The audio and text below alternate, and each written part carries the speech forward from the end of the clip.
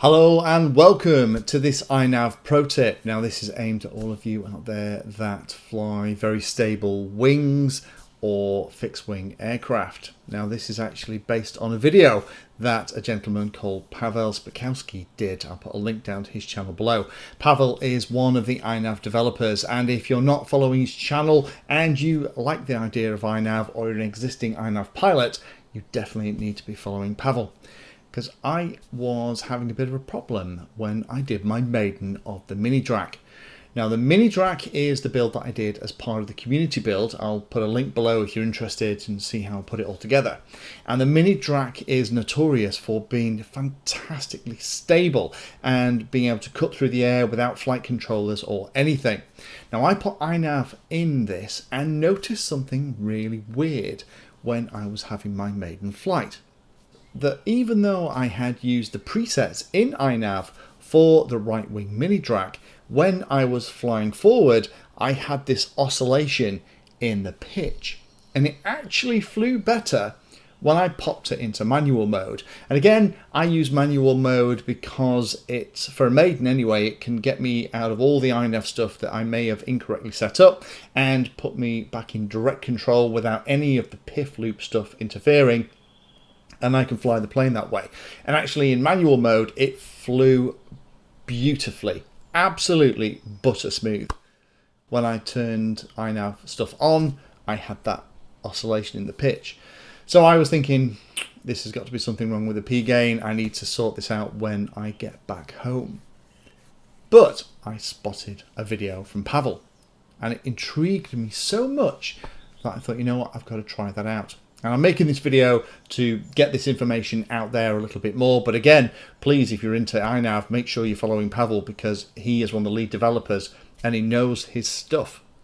So what this is all about is about actually turning off the P part of the PIFF loop, turning down the I gain as well, and using that little bit of I gain with the feed forward as the stabilization routine for your fixed wing model. Now there are some caveats with this and some things you need to be aware of before we go down this rabbit hole a little bit.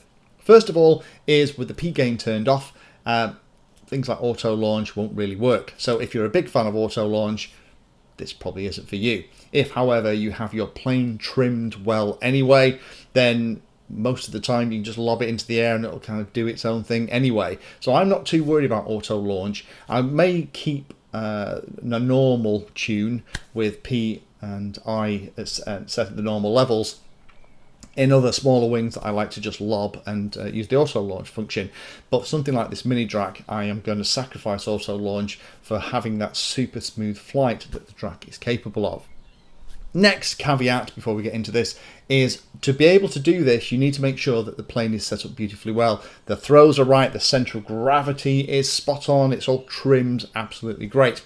If you don't have a lot of confidence that your plane's set up well, then this might also not be one for you too. But if you're an experienced pilot and you can fly the model without a flight controller and know where the central of gravity needs to be, how all the throws need to be set up, then you should be able to get to this quite easily in order to use this very different way of setting up the PIFF flight controller for the model that you have.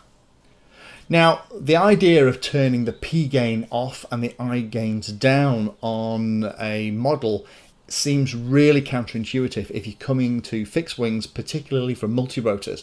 Multirotors are inherently unstable and they really just want to flip themselves over, smash themselves into the ground and kill themselves. Very similar to things like the tail of my aligned T-Rex 500 behind me. Even with fly bars back in the day, the helicopter was always a moment away from disaster. Now, the multirotors that we all love and fly can only do that because the flight controller has very highly tuned PID loops, and all that energy from the flight controller is going into making sure that the thing stays in the air. It's completely different with fixed wing. Fixed wings, whether you're talking about a flying wing, a regular plane, a V-tail, whatever it is, are designed to be stable. So stable that you don't need them with a flight controller. You can just stick a receiver in, as long as you get your center of gravity and your throws right, mechanically set up pretty well, you can just throw the thing and fly about. And when it's trimmed properly, you can take your hands off the sticks on a calm day and the model will just fly straight and level and maintain its altitude, and it's fantastic. So you don't need the same hard work from a flight controller on a well set up model to get a really good outcome. And the eye gain that you leave in the PIFF loop for something like this will take care of any sustained deviation that you're having. Now obviously in something like the acro mode or manual mode, if you wanted to do that, but we're really talking about acro mode for this, because acro mode, which is the mode that's defaulted to if you don't select any of the modes in configurator, acro mode does use the PIFF loop, so that's the one you're going to be flying in. It doesn't provide any self level, but the way it works is that eye gain will take care of any sustained deviation and do some of the work kinda that the P gain isn't doing, because you've turned that off, and that will stop the oscillations happening. Okay, this sounds really counterintuitive. Let me show you what I've changed and what I've set up to get an absolutely buttery smooth flight and get rid of that wobble on my right wing mini drag. So the big part of this is we need to make sure that the feed forward part of the PIF loop, proportional integral feed forward, that final number in the table is going to be right. Now back in 1.6 I did a video talking about PIF controllers and talked about there was a way that you could kind of calculate it on the back of a fag packet by knowing your roll rates and yada yada. Don't do that anymore. With the latest versions of iNav, your best thing to do is get the model up and fly it around. Now for the presets in things like iNav with the mini drag, the preset for feed forward was pretty spot on, to be fair, for how I had it set up, but then I've been very careful in making sure that the throws on the back of the model are absolutely spot on. But if you're not sure of that, you need to go and do your auto tune, and auto tune will set both the proportional, integral and the feed forward level, and when the feed forward stuff is set, leave that alone, don't play with it again. But do go in and take off all the P gain. Now I've been flying with it on 0. Some pilots like it at 1 or 2 with just a very gentle, lazy P gain reaction as part of the flight. I personally just like them turned completely off, and the eye gain does the rest of it. In terms of setting eye gain, you want it set ideally something between about 6 to 8. If you need more than 8 because it keeps kind of listing over and kind of falling off the attitude that you've put it at, then I would check your central gravity is in the right place, or whether you've got lots of electronics out in one wing and that wing's very heavy and that means it's coming down. I would check the CG of your model. I'll put a link to my video about why CG is important. So I would say 6 for eye gain, and if you have to go above 8, definitely, you know, land the model and just double check that something really weird hasn't happened with your central gravity, either front to back or side to side. You also need to set FW I-term limit stick position. By default it'll be 0.5, set it to 0.1 or 0.2, and that means that then the I-term stuff won't be getting in the way of you flying either. The other thing you do is turn down your Gyro LPF. You can turn that really way down because, again, we're not having super fast responses. This is a physical system with servos moving a control surface into an airflow, and then we have to have the reaction of the air going over that control surface, moving that control surface around. So it's not the, you know, hundreds of times a second changing the speed of a prop and motor in something like a multi-rotor. So you can drop that down to 20 and that will help it fly beautifully smooth too.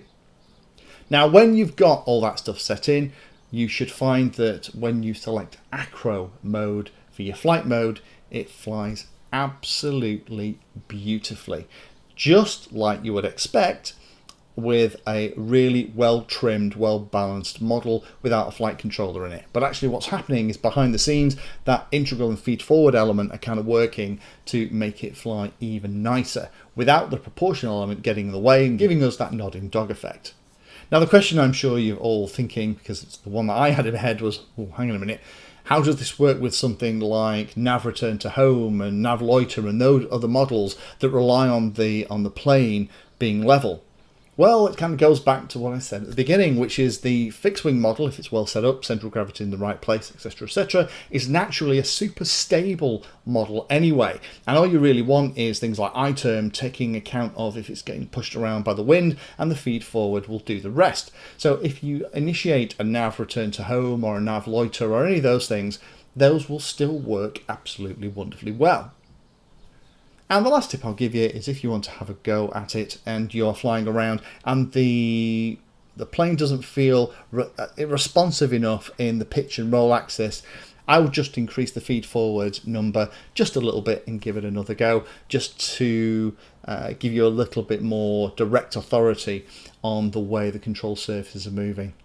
But from my experience here, playing with this stuff after I saw Pavel's video, it makes a massive difference to how really stable, big, great models like the Mini Drak fly.